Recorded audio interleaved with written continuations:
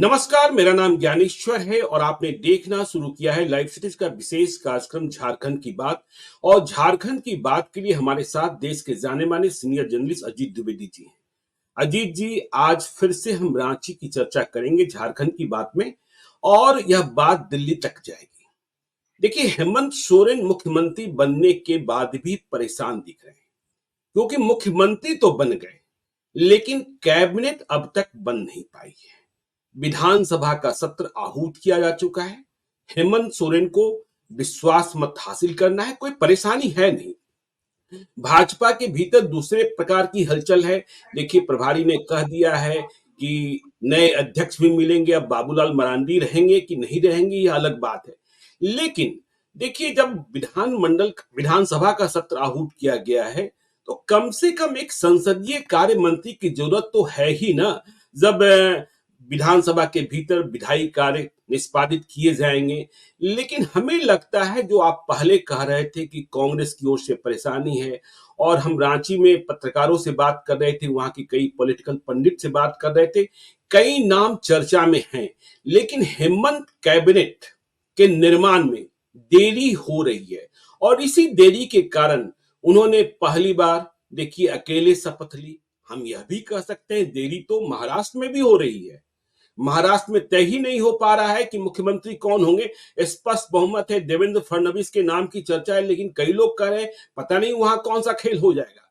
लेकिन हेमंत सोरेन चूंकि स्वयं मालिक है, तो फिर यह देरी क्यों हो रही है। और कई नामों की चर्चा, जैसे लोग बता रहे थे कि कोल्हान इलाके की बात करेंगे तो वहां कोई रामदास सोरेन है, जेएमएम के इन नेताओं की बात हो रही है, दीपक बिरुआ हैं, सविता महतो हैं। संताल कोटे से बात करेंगे तो राजमहल से एमएलए हैं एमटी राजा। पलामू प्रमंडल से बात करेंगे तो भवनाथपुर के एमएलए हैं अनंत प्रताप देव। और 9 से पहले हेमंत कैबिनेट का विस्तार होगा। कहा जा रहा है फार्मूला भी तय है 6-4-1। लेकिन असली परेशानी क्यों? झामुमो के कारण, कांग्रेस के कारण, या कुछ और परिस्थितियां हैं जिसे लेकर हेमंत सोरेन रुके हुए हैं और इंतजार कर रहे हैं। यह इंतजार कब खत्म होगा, झारखंड के लोग भी जानना चाहते हैं। अजीत जी, देखिए ज्ञानेश्वर जी, सबसे पहले तो हम लोग इसी पर बात करें कि ये इंतजार कब खत्म होगा, कौन मंत्री होंगे जी उस बिल्कुल पर हम लोग बाद में आएंगे। इंतजार कब खत्म होगा? देखिए, पहले बिल्कुल। जब हेमंत सोरेन ने अकेले शपथ ली तो एक बड़ा लेम सा बहाना बनाया गया। वो बहाना कोई अच्छा बहाना नहीं था कि बहुमत साबित करने के बाद बाकी मंत्रिमंडल का गठन होगा। ये कोई बहाना जी। नहीं होता है कि कोई कायदे का बहाना उस समय खोजना चाहिए था। क्योंकि ये जो आपने कही एक बात कि पार्लियामेंट्री अफेयर्स मिनिस्टर की तो जरूरत होगी ही ना। जब आप विधानसभा बिल्कुल। चूंकि आप उस दिन जब कामकाज शुरू होंगे तो सदन का संचालन क्या मुख्यमंत्री कराएंगे सरकार की तरफ से खड़े होकर के? जी। तो एक संसदीय कार्य मंत्री की तो जरूरत थी ही।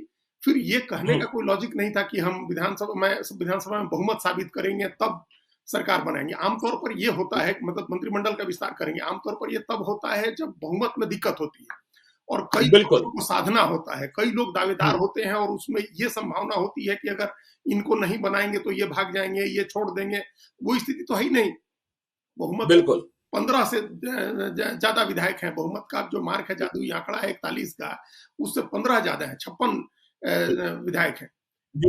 और इंतजाम करना चाहे तो और भी इंतजाम वो कर सकते हैं, उसमें कोई दिक्कत नहीं है। लेकिन और भी इंतजाम हो सकता है। हाँ हाँ, तो क्या दिक्कत है? मान लीजिए कि अब एब्सटेन करा दिया, जैसे अब एक आदमी जयराम महतो हैं, अब उनका कोई ऐसे तो जी। है नहीं कि वो एक सरकार के विरोध में है या पक्ष में है। मान लीजिए कि सरकार के बिल्कुल। पास कोई जरूरी काम है और जरूरत है तो सरकार मैनेज कर सकती है। तो लेकिन अनुपस्थित हो जाएंगे अभी जयराम महतो, तो भविष्य के सीएम अभी मटेरियल जरूरत कैसे नहीं है, रहेंगे? अभी जरूरत नहीं जी। है, जरूरत तो है ही नहीं, बिल्कुल ही बिल्कुल। जरूरत नहीं है। बहुमत का जो जादुई आंकड़ा है उसे 15 ज्यादा है। लेकिन जी। अगर जरूरत पड़ गई कोई ऐसा, तो झारखंड के प्रदेश के हित के लिए दोनों काम कर ही रहे हैं, तो उसमें बिल्कुल। कोई ऐसी दिक्कत नहीं होगी। हम्म। वो नहीं, उसका कोई मतलब नहीं था बहुमत साबित करने के बाद करेंगे। अब बहुमत साबित करने के पहले ही करने जा रहे हैं ना। अब जी। जो आपने कहा कि इंतजार कब खत्म होगा, तो ये अब बता दें कि इंतजार हमको लगता है कि परसों खत्म हो जाएगा। 4 तारीख को शपथ हो जानी चाहिए है मंत्रियों की, या अधिकतम अगर देरी होगी तो 5 तारीख को हो जाएगी। मतलब अच्छा। 5 जी। तारीख तक हर हाल में कैबिनेट का गठन हो जाना है, मंत्रिमंडल की शपथ हो जानी है। एटलीस्ट जी। कांग्रेस की तरफ से तब तक कोई दिक्कत नहीं होगी। कांग्रेस की तरफ से आज आज मेरी बात हुई है कांग्रेस के नेताओं से, जो लोग दिल्ली में भी कोऑर्डिनेट कर रहे हैं, जो लोग रांची में भी कर रहे हैं। तो जी, उनका कहना है कि आज बैठक होनी चाहिए है बीजेपी की, आज देर रात तक, कांग्रेस की, माफ करिएगा, देर रात तक कांग्रेस। कांग्रेस की बैठक होनी चाहिए। जो प्रभारी हुँ, हैं झारखंड के गुलाम मोहम्मद मीर, वो कलकत्ता में थे और वो कलकत्ता हुँ, से दिल्ली आ गए हैं। उनको जो बिल्कुल। फीडबैक लेनी है झारखंड से, वो फीडबैक उनको मिल चुकी है। उनके पास जो उनका अपना दिमाग बन गया है कि किसको किसका नाम रिकमेंड करना है। तो वो जी, आज बैठक होगी देर रात तक, उसमें फैसला हो जाना चाहिए, नहीं तो कल हो जाएगा फैसला 3 तारीख को, और 4 तारीख को हुँ, शपथ हो जाएगी। ऐसी ऐसी कांग्रेस की तरफ से ये कह दिया गया कि हमारे नाम, मतलब जो दिक्कत जी, कांग्रेस की तरफ से थी वो दिक्कत निकल गई है। कांग्रेस की तरफ से हुँ। नाम चले जाएंगे, कल फाइनल हो जाएगा नाम, तो परसों शपथ हो जानी चाहिए 4 को, नहीं तो 5 को शपथ हो जाएगी। तो तो आपको क्या लगता है कांग्रेस की ओर से जो नाम निकलेंगे या कांग्रेस से जिनको मौका मिलेगा, बाकी जो उनके विधायक हैं, क्योंकि हम देखिए रांची में समझ रहे थे कि कांग्रेस का हर विधायक ये चाह रहा है कि हम मंत्री बन ही जाएं और मंत्री नहीं बनने पर उनके नखरे कैसे होते हैं, वे कौन-कौन सा काम करते हैं, कोलकाता तक पहुंच जाते हैं, यह तो हमने और आपने देखा ही है। और आप कह भी रहे थे कि देखिए दुकान सजी हुई है। अब जब दुकान सजी हुई है तो कौन सी दुकान का माल बिकेगा और कौन सी दुकान का माल नहीं बिकेगा, यह भी समझने की बात होगी। आगे तो इसे भी डिकोड करना होगा कि बिल्कुल, भाई प्रभारी का चला कि किसी और का चला। बिल्कुल, बिल्कुल, ये बात, आप कलकत्ता जाते हैं, गुवाहाटी चले जाते हैं, मुंबई चले जाते हैं, जी, कहीं चले जाते हैं वो लोग। तो हम्म, अभी गए पिछली बार से फ़र्क इस बार एक ये है कि हेमंत सोरेन अपने आप में बहुत कॉन्फिडेंट हैं, उनके अपने 34 विधायक हैं। तो जी, वो अब ज़्यादा नखरा दिखाने की स्थिति में है नहीं, लोग कांग्रेस के एमएलए जो हैं, उनको ज़्यादा वो कुछ करने की स्थिति में नहीं है, लेकिन दबाव उन्होंने बना रखा है। 2-3 बिल्कुल, लोगों को छोड़ दें, तो सब एक चक्कर दिल्ली के काट के जा चुके हैं। सारे कांग्रेस के विधायक 3 या 4 लोगों को छोड़ दें, तो सब एक ना एक बार जी, नतीजों के बाद दिल्ली के का दौरा कर चुके हैं। 23 नवंबर के बाद सब एक बार दिल्ली आकर के जा चुके हैं। लेकिन हम्म, उनको सबको यहाँ भी जो पार्टी में जो राष्ट्रीय अध्यक्ष हैं, उनके यहाँ भी, राहुल गांधी के यहाँ भी एक सहमति कुछ नामों पर बन रही है। हालांकि वो जी, कांग्रेस में अंतिम समय में कुछ भी होता है। तो पहला तो हम्म, ये है कि इंतजार खत्म हो जाएगा 5 तारीख तक। लग रहा है कि 5 तारीख तक मंत्रिमंडल का गठन हो जाएगा, मंत्री लोगों की शपथ हो जाएगी। अब जी, कांग्रेस में जो दावेदार हैं, उसको हम्म, उसको समझने के लिए कांग्रेस की वहां की प्रदेश की पॉलिटिक्स को डिकोड करना होगा। वहां बड़ा बिल्कुल, बहुत स्पष्ट रूप से दो खेमे हैं।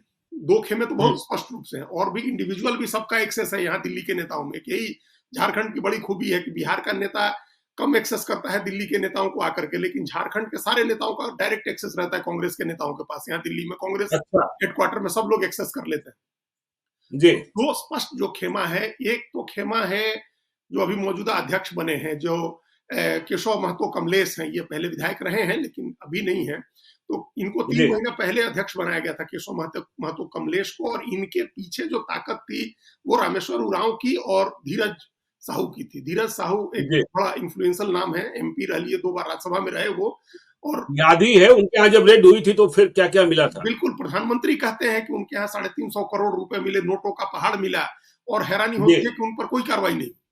एक दिन भी बिल्कुल, नहीं बुलाया गया, पता नहीं पूछताछ के लिए भी बुलाया गया है कि नहीं बुलाया गया है उनको। कहा जाता है कि उन्होंने अपने जो उसका टैक्स वैक्स बनता था वो जमा कर दिया, और ये मान लिया गया कि वो उनके कारोबार का पैसा है। तो सिर्फ ये जी, एक पॉलिटिकल लाभ लेने के लिए बार बार उनका जिक्र किया गया। बड़ा सारा शराब के बड़े कारोबारी हैं, साहू परिवार, सब आदमी जी, जानता है कि झारखंड में, छत्तीसगढ़ में, उड़ीसा में, सब जगह उनका बड़ा बिजनेस है। तो वो 2 बार बिल्कुल। राज्यसभा रहे, अपने उसी दम पर रहे। वो उधर दक्षिण छोटानागपुर के इलाके में अब काफी ठीक आपने कह ठाक। दिया उसी दम पर रहे, आपने कह दिया उसी दम पर रहे। मतलब ये झारखंड का रिवाज है। हाँ, है। कुछ लोग तो होते हैं ना, कुछ लोग जीत के आते हैं तो आप कह सकते हैं कि ये कैसे आए। कुछ लोग आते जी, हैं अपने संघर्ष के दम पर आते हैं, राजनीति किया हुआ होता है, बड़े नेताओं से संपर्क होते हैं। तो जिनका परिवार पुराना कांग्रेसी है, लेकिन उनकी दूसरी हुँ। ताकत है, दूसरा उनके पास हथियार है। तो वो आप जो कह रहे हैं ना किसके बल पर जीत कर आए, देखिए मैं झारखंड डायरी कर रहा था, तो मुझे जानकर आश्चर्य हुआ कि ढुल्लू महतो, जमशेदपुर के वरिष्ठ पत्रकार हैं आनंद कुमार, वह कह रहे थे कि ढुल्लू महतो जो बीजेपी के सांसद हैं, वह सरयू राय को हराने के लिए जमशेदपुर में बैठे हुए थे। हाँ, तो वहाँ ये करते हैं लोग बहुत सारा, चूँकि जी, वो पैसे का खेल करते हैं। देखिए, ढुल्लू महतो का बहुत बड़ा कारोबार है उनका कोयले का। जैसा हमने धीरज साहू की जी, चर्चा कर रहे थे कि उनका शराब का बड़ा कारोबार है, वैसे कोयले के कारोबार में ढुल्लू महतो हैं। और वो बेहिसाब हुँ, खर्च करके सांसद बने हैं। पता नहीं चुनाव आयोग की हुँ, नज़र कभी जाती है कि नहीं ऐसे लोगों पर। उनके भाई भी जी, विधानसभा का चुनाव जीत ही गए।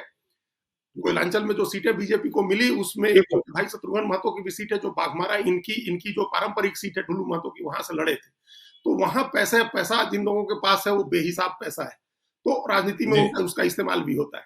तो धीरज साहू की एक ताकत वो भी है, साहू हैं इस हम्म, नाते भी उनकी ताकत है, परिवार पुराना कांग्रेसी है और एक असर रखते हैं वो लोग राजनीतिक रूप से भी एक बड़े तबके पर। तो धीरज साहू, रामेश्वर उरांव, केशव महतो, कमलेश, ये एक खेमा है, ये एक अलग तरह से अपना ऑपरेट करते हैं लोग। इन लोगों ने चुनाव के जी पहले कई लोगों को शामिल कराया, उनके टिकट के लिए अलग मारामारी कराई, वो सब चीजें अपनी जगह है। दूसरी बिल्कुल। तरफ जो पिछले अध्यक्ष थे जिनको तो 3 महीने पहले हटे थे, वो 2.5-3 साल रहे दिल्ली में, अच्छी पकड़ रखते हैं और प्रभारी के साथ भी उनके अच्छे संबंध है, राजेश ठाकुर हैं। और हम्म, उसके अलावा जो जैसे रामेश्वर उरांव के इलाके में जो अभी लोहरदगा से एमपी जीते सुखदेव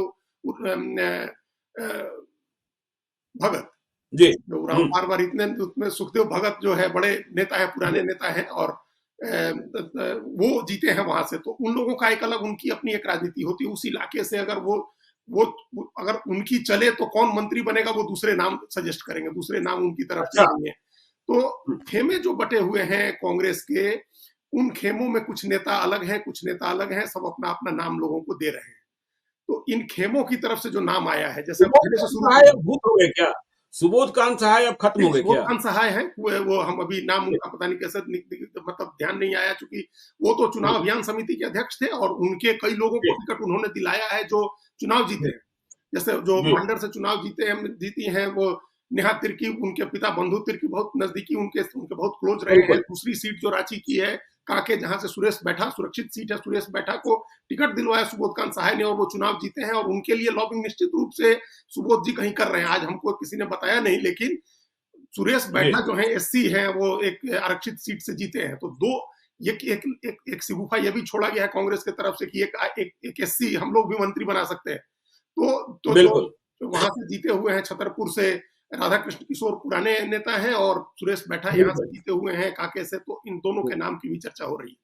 लेकिन जी। पहला शुरू करें, अगर जैसे रामेश्वर उरांव से शुरू करें हम लोग, तो हुँ, रामेश्वर उरांव सबसे वरिष्ठ नेता है, पिछली सरकार में हुँ। भी मंत्री थे और जब आलमगीर आलम जेल गए तो उनकी जगह विधायक पुराने दल के। आईपीएस हैं, बिहार में रहे हैं, मैं तो उस ज़माने से जान रहा हूँ उन्हें। हाँ, आईपीएस थे और उसके बाद जी, जो एसटी कमीशन था, एसटी कमीशन के चेयरमैन भी रहे जब कांग्रेस की सरकार थी और वो अब विधायक दल के नेता बनाए थे। जब आलमगीर आलम जेल गए तो विधायक दल का नेता बनाया गया था उनको, रामेश्वर हुँ, उरांव। तो वो जी, मंत्री बने या न बने, एक बड़ी खींचतान ज्ञानेश्वर जी इस बात पर है। सबसे वरिष्ठ नेता है, अच्छा। सबसे पुराने हुँ, नेता हैं, लेकिन जो हुँ, दूसरा तीसरा खेमा है झारखंड का, वो नहीं चाह रहा है कि वो मंत्री बने। उनकी बड़ी अच्छा। शिकायत हुई है, पार्टी के यहाँ कांग्रेस के प्रदेश यहाँ राष्ट्रीय मुख्यालय में उनकी शिकायत आई है। ये कहा गया है कि जी, लोकसभा चुनाव के समय भी उन्होंने कुछ ऐसे बयान दिए थे जिससे लगा था कि कांग्रेस चुनाव हार जाएगी, जिसका मकसद उनका ठीक नहीं था। बड़ा नजदीकी लड़ाई होती है लोहरदगा में, तो बिल्कुल। वो हार जाए कांग्रेस का कैंडिडेट, ये दूसरे लोगों ने शिकायत यहाँ की हुई है। जो हुँ, तो इस वजह से वो लोग चाह रहे हैं कि उम्र भी हो गई है उनकी, सेहत भी बहुत अच्छी बिल्कुल। नहीं है, मान लीजिए बहुत एक्टिव नहीं रहते हैं, तो उनको रोक जी, दिया जाए। अब रोक हुँ, दिया जाए, उनको नहीं मंत्री बनाया जाए, तो उनको क्या बनाया जाए? उनको हुँ, नहीं मंत्री बनाया जाए तो कहा जा रहा है कि उनको विधायक दल का नेता बना दिया जाए, कि विधायक जी, दल के नेता रहें। वो भी एक पद होता है, विधायक दल के नेता रहे। हुँ, दूसरा जो उनके पक्ष में जो लोग लॉबिंग कर रहे हैं दिल्ली में, उन लोगों का कहना है कि वित्त मंत्रालय उनके पास था और अगर हम अच्छा। उनको मंत्रिमंडल में नहीं लेते हैं तो फिर वित्त हुँ, मंत्री किसको बनाया जाएगा? कांग्रेस से जिन लोगों के नाम हुँ, चल रहे हैं वो सब अपेक्षाकृत युवा लोग हैं, अनुभवहीन लोग हैं। तो उनमें से जी, किसी को अगर मंत्री बनाते हैं तो फाइनेंस कैसे उसको देंगे? झारखंड में बिल्कुल। फाइनेंस बड़ा इंपॉर्टेंट पोर्टफोलियो है, क्योंकि जी, मैनेज करना है, जो नई योजनाएं घोषित हुई हैं उनके लिए पैसे का इंतजाम करना, रेवेन्यू का जुगाड़ करना, मैनेज करना। तो एक समझदार हुँ, नेता चाहिए, अनुभवी नेता जिसको फाइनेंस दिया जाए। तो जो रामेश्वर उरांव के समर्थक हैं उनका कहना है कि अगर उनको मंत्री नहीं बनाया तो जी, फाइनेंस मिनिस्ट्री वापस चली जाएगी, हेमंत सोरेन फिर फाइनेंस नहीं देंगे कांग्रेस। फिर वो बिल्कुल। अपनी तरफ से एक वरिष्ठ नेता उनके जो स्टीफन मरांडी हैं, जिनको वो प्रोटेम स्पीकर जिन्होंने बनाया हुआ है अभी, तो उनको दे जी, देंगे। लेकिन उनको उनकी चर्चा स्पीकर बनने की है और ऑलरेडी वो प्रोटेम स्पीकर में उनका नाम हुआ है। तो ये हुँ, फाइनेंस वाले मामले को लेकर के कांग्रेस के पास कोई अनुभवी और पुराना नेता नहीं है, ये पैरवी की जा रही है रामेश्वर उरांव के लिए। लेकिन जी, एक संभावना है कि उनका मंत्री पद कट जाए। मतलब अच्छा। 50-50 चांस रामेश्वर उरांव को लेके 50-50 हो गया है। अगर उनका कट हुँ, जाता है तो दक्षिणी छोटा नागपुर से 3 नाम हैं जो लोग जीते हुए हुँ, हैं वहां से। राजेश जी, कश्यप हैं जो खिजरी से जीते हुए हैं, अभी पहले भी विधायक थे वो। दूसरे वो जी, वहां कोलेबिरा में नमन बिक्सल कोंगाड़ी जीते हुए हैं और तीसरा नाम हुँ, उनका है ये जो भारत भूषण बारा का। तो ये 3 हम्म, लोग हैं जो दक्षिण छोटा नागपुर से जीते हुए हैं और अपेक्षाकृत नौजवान है, यंग है, एक्टिव लोग हैं। इनमें से किसी को मंत्री बना दिया जाए, ऐसी चर्चा, ऐसी लॉबी जो नहीं चाहती है कि रामेश्वर उरांव बने। तो अभी 50-50 बिल्कुल। है, रामेश्वर उरांव नहीं बनते हैं तो इन 3 में से किसी की लॉटरी लग सकती है, इन 3 में से किसी को मंत्री बनाया जा सकता है। हालांकि जी, इनमें से 2 लोग वो हैं जो पैसे के साथ पकड़े गए थे। तो पैसे के साथ हाँ, हुए थे, तो बिल्कुल। ये हो गई दक्षिणी छोटा नागपुर रामेश्वर उरांव, 4 पद मिलने हैं। जी। तो एक रामेश्वर हम्म, उरांव का जो पद है वो हो गया ये। दूसरा हम्म, जो है वो मुस्लिम चेहरे की है। इरफान अंसारी बिल्कुल। मंत्री बनाए गए थे, जब आलमगीर आलम जेल गए तो इरफान अंसारी को मंत्री बनाया गया था। अब इरफान हम्म, अंसारी फिर जीते हैं जामताड़ा से और वो सीता सोरेन को हरा करके जीते हैं बड़े अंतर से। और उधर जो निशात आलम है, आलमगीर आलम की पत्नी, वो पाकुड़ सीट से जीती है। शपथ ग्रहण के दिन खूब मजे ले रहे थे, उन्होंने कहा कि मैंने तो वोट दे दिया था सीता भाभी को। हाँ, वो और उसके पहले बड़े अपने कंट्रोवर्शियल बयान के लिए बड़ी आलोचना भी जी, हुई थी। उन्होंने एक बड़ा बहुत कंट्रोवर्शियल बयान दे दिया था। उन्होंने कहा था कि वो सीता सोरेन लोकसभा चुनाव हारी थी, तो इसी कॉन्टेक्स्ट हम हम्म, कोट अनकोट कह रहे हैं। उन्होंने कहा था कि रिजेक्टेड माल बीजेपी लेकर के हमारे यहाँ लड़ाने आ रही है। तो ये बिल्कुल। बड़ा बैड टेस्ट में था, ये नहीं कहना चाहिए था। महिला के सम्मान के लिए उनकी गरिमा को गिराने वाला ये बयान था। हालांकि हम्म, वो अब चुनाव जीत गए हैं और आलमगीर हम्म, आलम की पत्नी भी जीती हुई है। वहां एक गुंजाइश ये है कि आलमगीर आलम के बारे में, एक तो वो करप्शन के केस में जेल में है, दूसरे उनकी पत्नी हाउसवाइफ है, उनको बिल्कुल ही कोई अनुभव नहीं है राजनीति का। तो इस ग्राउंड पर हो रहा है कि उनकी बजाय इरफान अंसारी को ही मंत्री बनाया जाए। तो मुस्लिम जी, कोटे से तो अगर होता है तो इरफान अंसारी के चांसेस ज्यादा है। तीसरी हम्म, मंत्री थी वहां दीपिका पांडे सिंह। तो दीपिका हम्म, पांडे सिंह महागामा से फिर जीत गई हैं, पिछली सरकार में वो मंत्री थी।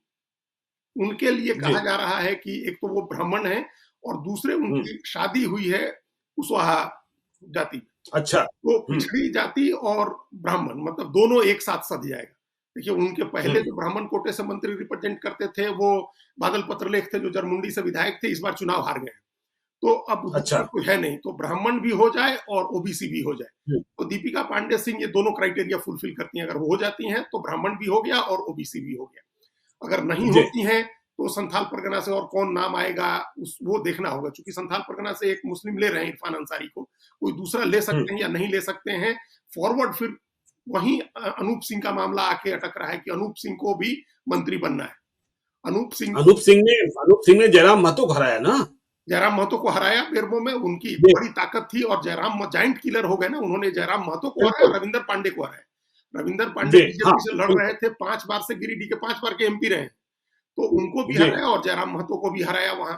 ये भी रविंदर कहा, पांडे तो तीसरे नंबर पर चले गए। हाँ, वही तीसरे नंबर पर चले गए। और जी, और दूसरा वो ये भी कहा जाता है कि बोकारो में श्वेता सिंह पिछली बार भी लड़ी थी, इस बार भी उनको टिकट हम्म, दिलाने में भी अनूप सिंह ने अपनी एक भूमिका निभाई थी और उनकी चुनावी जीत में भी उन्होंने मदद की, उनको लड़ाई कर लड़ने में भी मदद की थी। तो इसका मतलब कि वो एक मजबूत स्तंभ है उस इलाके में, कोयलांचल के इलाके में, खासतौर से कांग्रेस के लिए। उनके पिता राजेंद्र बाबू बहुत बड़े नेता थे, राजनीति, राजेंद्र प्रसाद सिंह। तो बिल्कुल। अनूप सिंह दावेदार है, तो अनूप सिंह या दीपिका पांडे सिंह फॉरवर्ड कोटे से, दीपिका पांडे सिंह होती हैं तो 2 चीजें वो फुलफिल करती हैं, ब्राह्मण भी और ओबीसी भी। अनूप सिंह होते हैं जी, तो राजपूत कोटा और सवर्ण का कोटा उनसे भरा जाएगा। चौथे हम्म, मंत्री कांग्रेस के कोटे से थे बन्ना गुप्ता, वो चुनाव हार वो गए। हार गए। हाँ, तो हम्म, अब बन्ना गुप्ता कोल्हान में कांग्रेस को रिप्रेजेंट करते थे। तो हम्म, कोल्हान से भी कोई मंत्री बनेगा क्या कांग्रेस का? अब इस बात की बिल्कुल। जब चर्चा हो रही है तो वहां कोई चेहरा नहीं है सिवाय सोनाराम सिंकू के। सोनाराम हम्म, सिंकू की पैरवी कुछ लोग दिल्ली में कर रहे हैं, इस आधार पर कर रहे हैं कि उन्होंने गीता कोड़ा को चुनाव हराया है। देखिए, वो अच्छा, पहले मधु कोड़ा गीता कोड़ा के ही क्लोज कॉन्फिडेंट थे, उन्हीं के आदमी थे, उन्हीं के राजनीतिक सहयोगी थे। जब पिछली बार हम्म, मधु कोड़ा चुनाव नहीं लड़ सकते थे और गीता कोड़ा एमपी हो गई थी, तो इन लोगों ने सोनाराम सिंकू को लड़ाया था, वो विधायक हो जी, गए थे। इस बार जब बीजेपी में चली गई गीता कोड़ा, तो सोनाराम सिंकू को कांग्रेस ने टिकट दे दिया और तमाम मतलब सबसे सबसे कड़ा मुकाबला वहां था, एक बड़ा मुकाबला था। लोग कोई मान के राजी नहीं था कि वहां गीता कोड़ा चुनाव हार जाएंगे या मधु कोड़ा जगन्नाथपुर में विधानसभा का चुनाव हार जाएंगे, ये कोई नहीं बिल्कुल। मान रहा था। पिछली बार भी उन्होंने हम्म, जिता लिया था सोनाराम सिंकू को और विधानसभा नहीं हारे थे। लोकसभा तो पहले एक बार मधु कोड़ा भी हारे हैं और गीता कोड़ा भी हारी, तो जी, वहां जीते हैं वो। तो वो बन हम्म, सकते हैं क्या मंत्री, दूसरी बार के विधायक हैं। तो कोल्हान से क्या सोनाराम सिंकू को मौका मिल सकता है, या कोल्हान से अगर नहीं लेना है तो फिर आपके हम्म, पास, अगर उनको नहीं बनाते हैं तो कोल्हान छूटेगा, फिर आपको दक्षिणी छोटानागपुर से एक चेहरा आएगा जो रामेश्वर उरांव की जगह जाएगा। संथाल परगना से फिर आपके 2 चेहरे आप ले सकते हैं, उत्तरी छोटा नागपुर में ममता देवी हैं, कैंडिडेट जीती हुई हैं रामगढ़ से, और उन्होंने बिल्कुल। चंद्र प्रकाश चौधरी की पत्नी को हराया है। वो पहले भी एमएलए रही हैं, बीच में अयोग्य हो गई थी तो नहीं थी, और अब फिर एमएलए जीती हैं, महतो समाज की हैं। अगर हालांकि केशव महतो कमलेश प्रदेश अध्यक्ष हैं, तो महतो बैलेंस नहीं करना है कांग्रेस को ज्यादा, लेकिन उस इलाके में आपके पास एक ऑप्शन महिला का भी है और महतो का भी है। तो ये नाम है जो हम लोग अगर माने कि अगर एससी बनाना है तो सुरेश बैठा और राधा कृष्ण किशोर हो गए, अगर दक्षिण छोटा नागपुर में आदिवासी बनाना है तो वो राजेश कच्छप, भारत भूषण बाड़ा और नमन बिक्सल कोंगाड़ी हैं, अगर कोल्हान से बनाना है तो सोनाराम सिंकू हैं, संथाल परगना से आपके पास इरफान अंसारी का नाम दिख रहा है साफ साफ, और दीपिका पांडे सिंह है। इन लोगों में से ही कोई आदमी, कोई 4 लोग इन लोगों में से मंत्री बनेगा कांग्रेस की तरफ से। ये लगभग तय है। सारे खेमों को साधने की भी कोशिश होगी, सारे जातीय समूहों को भी साधने की कोशिश होगी, और सारे क्षेत्रीय समीकरण भी इनके जरिए बैठाने की कोशिश करेगी कांग्रेस। झामुमो की ओर से कौन कौन लोग देखिए, जो हमने चर्चा में बात कही कि देखिए रामदास सोरेन की बात हो रही है, दीपक बरुआ की बात हो रही है, सविता महतो की बात हो रही है, कोल्हान से संताल कोटे से एमटी राजा की बात हो रही है, पलामू प्रमंडल से अनंत प्रताप देव की बात हो रही है। हेमंत सोरेन की पसंद कहां जाकर टिक सकती है, कुछ संभावनाएं दिखती है? देखिए, हेमंत सोरेन के मंत्री हार गए, हमको लगता है 3 या 4 मंत्री उनकी पार्टी के जो लोग थे वो लोग चुनाव हार गए। जैसे मिथिलेश ठाकुर पड़वा से मंत्री थे, पलामू प्रमंडल को रिप्रेजेंट करते थे, चुनाव हार गए उनके। वहां बेबी देवी जो डुमरी से विधायक थी, जिनको जयराम महतो ने हराया, वो मंत्री थी, चुनाव हार गई। तो नए मंत्री ले आने हैं। हेमंत सोरेन की पार्टी की तरफ से भी नए मंत्री आएंगे। 4 उनके कांग्रेस के बन्ना गुप्ता हारे थे, और उनके बैद्यनाथ राम भी हारे हैं, जो लातेहार से एमपी थे, और वो एससी कोटे को रिप्रेजेंट करते थे, एससी कोटा जो उनका था। तो उनके जो मंत्री हारे हुए हैं, उनकी जगह नया मंत्री ले आना है। अब जैसे आपने जो कहा, अगर हम लोग यहीं कोल्हान से शुरू करें, तो कोल्हान से दीपक बिरुआ मंत्री थे और रामदास सोरेन मंत्री थे। रामदास सोरेन का कद इस बार इसलिए बढ़ा है कि उन्होंने चंपई सोरेन के बेटे को हराया है। घाटशिला में उनकी लड़ाई बाबूलाल सोरेन से थी, तो बाबूलाल सोरेन को उन्होंने हराया है, वो पहले मंत्री भी थे, तो हो सकता है कि उन पर दाव करें हेमंत सोरेन की, फिर से रामदास सोरेन को मंत्री बना देते हैं। कोल्हान में मजबूती सही है, चंपई सोरेन अपना असर बनाए। चंपई सोरेन अब इस बार तो बहुत पहले, बहुत चुनाव नजदीक आने पर एकदम गए थे वो बीजेपी में, जब चुनाव के एकदम करीब आ गया था, तो संगठन का काम करने का मौका नहीं था उनके पास। लेकिन अगर अब वो कर सकते हैं, अभी टाइम मिलेगा तो संगठन का काम वो करेंगे, तो उनकी काट के लिए जरूरी है कि आप इस इलाके में यहाँ रखें। तो रामदास सोरेन हो सकता है, बहुत संभावित नाम है उनका रामदास सोरेन का। जो सविता महतो है, ईचागढ़ से चुनाव जीती हैं, वो महतो कोटे से कौन आएगा? देखिए, महतो कोटे से पहले जगन्नाथ महतो मंत्री थे, टाइगर जगन्नाथ महतो। लंबी बीमारी के बाद उनका निधन हुआ, तो उनकी पत्नी बेबी देवी मंत्री बनी, और फिर वो बाई इलेक्शन भी जीती, तो बाई इलेक्शन जीतने के बाद फिर मंत्री बनी। वो मंत्री नहीं, मतलब तो वो इस बार हार गई हैं चुनाव।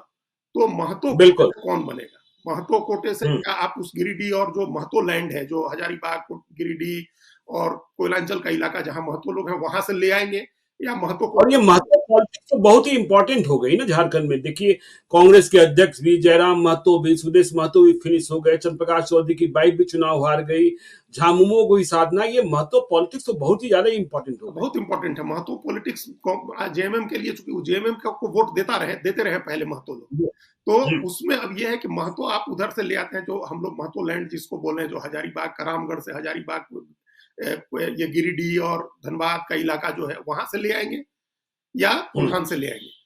अगर वहां से लेते हैं, जहां बेबी देवी थी, वहां से अगर लेते हैं, तो फिर मथुरा महतो है, वो वरिष्ठ नेता है, काफी वरिष्ठ नेता है मथुरा महतो। बहुत कई बार लगातार ही एमएलए का चुनाव वो जीत रहे हैं, और एक बड़े जो नेता थे, गुजर गए टेकलाल महतो, गुरुजी के सहयोगी होते थे, उनके समधी हैं ये टेकलाल महतो के। जेपी पटेल जो कांग्रेस के टिकट से मांडू से चुनाव हारे, वो इनके दामाद है। तो वो पहले दोनों लोग एक ही साथ पार्टी में थे, बाद में जेपी पटेल पार्टी छोड़ करके चले गए, पहले बीजेपी में गए, अब कांग्रेस में। तो मथुरा महतो आते हैं उधर से, या इधर से सविता महतो आती है। बेबी देवी के इलाके में, अगर उस इलाके में जहां से आप रखते थे पहले मंत्री, वहां से लेंगे तो मथुरा महतो आएंगे। अगर इस कोल्हान के इलाके से लेंगे तो सविता महतो आएंगी। लेकिन सविता महतो और रामदास सोरेन दोनों की कॉन्स्टिट्यूएंसी एकदम अगल बगल में है, एक ही जगह से मंत्री बनाने में भी एक भौगोलिक समीकरण फिर नहीं सधेगा। क्योंकि दीपक बिरुआ को मंत्री बनाएंगे, वो मंत्री रहे थे चाईबासा के में, बहुत ही मजबूत नेता है, और उन्होंने अब इस बार तो नहीं लड़े, लेकिन पिछली बार भी उन्होंने जेबी तुबिद को हराया था, उसके पहले भी जेबी तुबिद को हराया था। बड़े मतलब इंटेलिजेंट और अंतर से। प्रोफाइल आईएएस अधिकारी थे वो, बिल्कुल, बिल्कुल, गृह सचिव बिल्कुल। थे वहां, उनकी पत्नी चीफ सेक्रेटरी होकर के राजबाला वर्मा। वर्मा, हाँ। तो उनको हराया था इन्होंने, ये मजबूत नेता है। तो दीपक हुँ, बिरुआ को मंत्री बनाना है तो फिर आप कोल्हान से 3 मंत्री नहीं हो सकते, फिर सविता महतो ही हो सकता है कटें और उधर मथुरा महतो की लॉटरी खुले। लेकिन जी, अब और ये हेमंत सोरेन को डिसाइड कर रहे हैं, लेकिन नाम ये जो चर्चा में है वो ये है। अब आइए जेएमएम के मुस्लिम चेहरे पर। जेएमएम के जी, मुस्लिम चेहरे में हफीजुल अंसारी जो है मंत्री हैं, पिछली बार में सरकार में मंत्री हुँ, थे। हाजी याकूब अंसारी उनके पिता जो थे वो मधुपुर से चुनाव जीतते थे और वो वो मंत्री होते थे। उन्हीं की जगह हफीजुल हुँ, अंसारी मंत्री बने। अब जी, अब हफीजुल अंसारी बनेंगे या जो दूसरा नाम आप ले रहे हैं जो राजमहल से जीते हैं एमटी राजा, मोहम्मद हुँ, ताजुद्दीन राजा जो है वो चुनाव जीते हैं। पिछली बार वो आजसू से लड़े थे और काफी हुँ, वोट आए थे, वो दूसरे नंबर पर रहे थे, चुनाव हार गए थे और मुस्लिम वोट बंटने की वजह से ही पिछली बार अनंत ओझा चुनाव जीत गए थे वहां। तो एमटी जी, राजा है और हफीजुल अंसारी है। हफीजुल अंसारी अभी हुँ, हैं, अपेक्षाकृत यंग हैं, लेकिन एमटी राजा मजबूत नेता है, ज्यादा मजबूत नेता है, मतलब वो लीगेसी को रिप्रेजेंट नहीं करते, उनकी अपनी ताकत है और हुँ, वो असर रखते हैं नॉर्थ ईस्ट में, काफी दूर तक असम बिल्कुल। में भी असर रखते हैं वो। तो एमटी राजा के साथ उनके बारे में ये जो हमारी जानकारी है, कल्पना सोरेन के साथ भी उनके अच्छे संबंध है। कल्पना सोरेन उनको हाँ, हम उस पर भी आएँगे अजीत जी। देखिए, जब हेमंत सोरेन जेल गए और कल्पना सोरेन ने कमान सँभाली, तो कल्पना सोरेन ने भी महसूस किया होगा कि बुरे वक़्त में हमारे साथ कौन रहे और जब फिर से सरकार बनी है, तो कल्पना सोरेन की पसंद-नापसंद का भी निश्चित तौर पर हेमंत सोरेन ख़्याल रखेंगे। हाँ, बिल्कुल ध्यान रखेंगे। तो ये हफीजुल अंसारी या एमटी राजा, दोनों में से जी, कोई एक मंत्री बनेगा। दोनों संथाल परगना से हैं, दोनों मुस्लिम हैं और जी, राजमहल जो था वो एकमात्र एक होता है ना कि रेगिस्तान में नखलिस्तान की तरह एरिया था जहां से बीजेपी जीतती थी।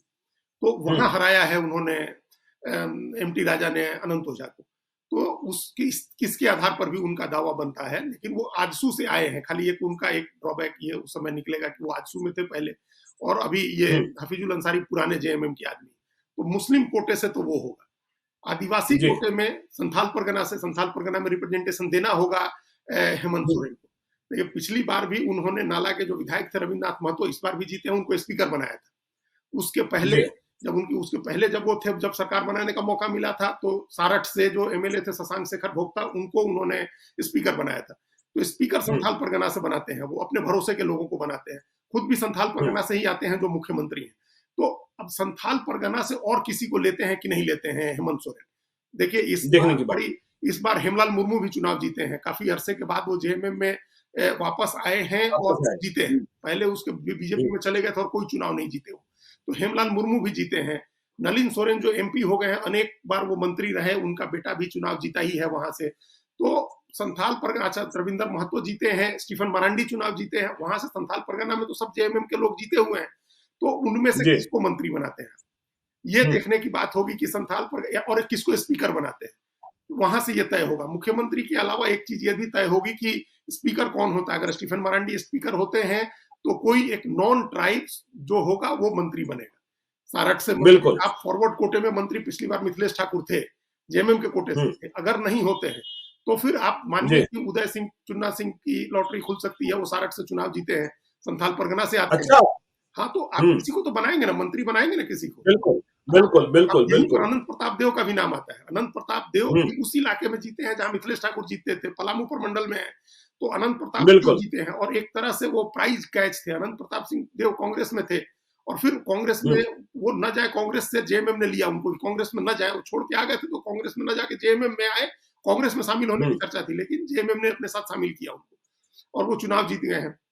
तो अगर अगर कांग्रेस में अनूप सिंह बन जाते हैं, तब तो ये जी, मानिएगा कि वो कट सकता है अनंत प्रताप देव का। तब चुन्ना सिंह हुँ, का मौका बन सकता है कि चुन्ना सिंह जो संथाल परगना से भी हैं और स्पीकर अगर हुँ, स्टीफन मरांडी बनते हैं तो नाला रविंद्रनाथ महतो भी स्पीकर नहीं होंगे। रविंद्रनाथ महतो, देखिए, वो महतो लिखते हैं लेकिन यादव हैं, टाइटल उनका महतो है लेकिन वो अच्छा, यादव। तो वो, अच्छा, हाँ, तो जैसे दुल्लू महतो महतो नहीं है, वैसे हैं। वैसे हैं, वो वैश्य जाति के हाँ, हैं, ठीक बात है वहाँ। हाँ, और हमने जो शशांक शेखर भोक्ता कहा पहले जो स्पीकर थे, तो जी, सत्यानंद भोक्ता जो चतरा से जीते थे वो दलित थे, लेकिन शशांक शेखर भोक्ता हुँ, भूमिहार थे। तो ये तो बताइए। वहाँ कोई भी जाति इस तरह से नहीं, कास्ट मतलब आप उपनाम से नहीं पहचान सकते हैं।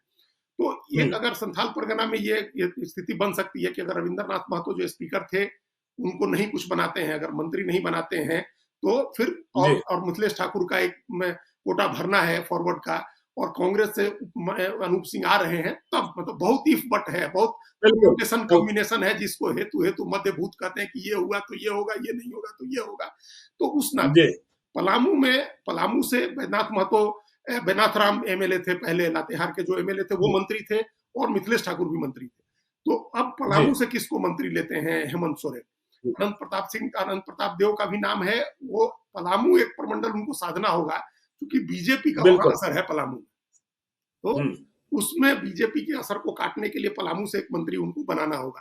तो ये नाम अभी तो जेएमएम में यही नाम इमर्ज होकर के आ रहे हैं जिसको वो बना सकते हैं, जिन लोगों को मंत्री बना सकते हैं। जी आरजेडी का तो एक चलिए होगा, हाँ आरजेडी का एक होगा, ये तो क्लियर सुरेश ही है। पासवान के नाम की ज्यादा चर्चा है कि सुरेश पासवान बिल्कुल मंत्री हो सकते हैं। तो ये जी तीनों मिल करके तय करेंगे कि हर जाति और हर क्षेत्रीय क्षेत्र का एक रिप्रेजेंटेशन हो जाए सरकार में, कि दलित बिल्कुल अगर लेना है, अगर आरजेडी दलित दे रही है तो बाकी कांग्रेस हो सकता है छोड़ दे, जेएमएम भी हो सकता है छोड़ दे, फिर आदिवासी मुख्यमंत्री और आदिवासी स्पीकर होता है, तो फिर और ओबीसी और फॉरवर्ड को मंत्रिमंडल में एडजस्ट किया जाए।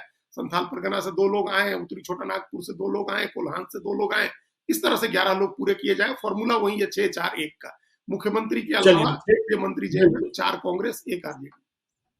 चलिए 6-4-1 का फार्मूला है, करीब करीब स्पष्ट ही है कि कौन कौन मंत्री हो सकते हैं, रेस में कौन कौन है, और 5 तारीख तक मंत्रिपरिषद का विस्तार हो जाना है। तो झारखंड में आगे क्या, यह भी हम आपको बताते रहेंगे। आप देखते रहिए लाइव सिटीज को। यदि अब तक आपने हमारे यूट्यूब चैनल लाइव सिटी को सब्सक्राइब नहीं किया है तो जरूर कर लीजिएगा, और यदि इस वीडियो को आप फेसबुक पेज के माध्यम से देखें तो पेज को लाइक कीजिएगा, हैंडल एक्स पर भी हमें फॉलो कीजिए। धन्यवाद।